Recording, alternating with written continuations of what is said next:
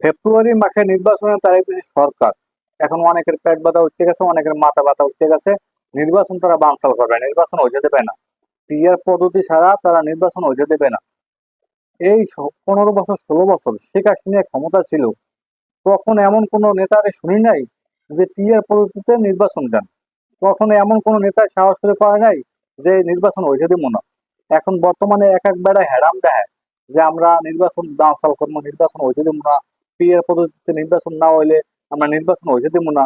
আরে ব্যাটা, যখন শেখ হাসিনা ক্ষমতা ছিল, এই 15 16 বছর যখন ক্ষমতা ছিল, তখন তোমার এই হ্যাডাম কোথায় ছিল? হ্যাঁ, এই 3টে 4টে নির্বাচন দিয়া এককভাবে ক্ষমতা দখল করলো, ভোট ছাড়া নির্বাচন করলো। তোমার এই হ্যাডাম কোথায় ছিল? তখন তুমি নির্বাচন বানচাল করো না কি লিখিয়া? ডক্টর ইউনূস সাহেব ক্ষমতা নিচ্ছেন, একটা নির্বাচন দেবে, শান্তিপূর্ণ নির্বাচন, আশা করছি একটা ভোট দেব। কিন্তু এখন এত বড় বড় নেতা জ্বালাই গেছে দেশে, হ্যাঁ নির্বাচন হইতে দেবে না। হ্যাঁ পিয়ার পিয়ার ছাড়া নির্বাচন হইতে দেবে না। হারা রাত খায় বিয়ার, বিয়ার খাইয়ে দিনে সাংবাদিকদের সামনে চাইয়া চিল্লায় যে পিয়ার পিয়ার পিয়ার। আর আমার মাথায় ঢুকছে বিয়ার ভাই, পিয়ার ছাড়া আমি কিছুই বোঝে না।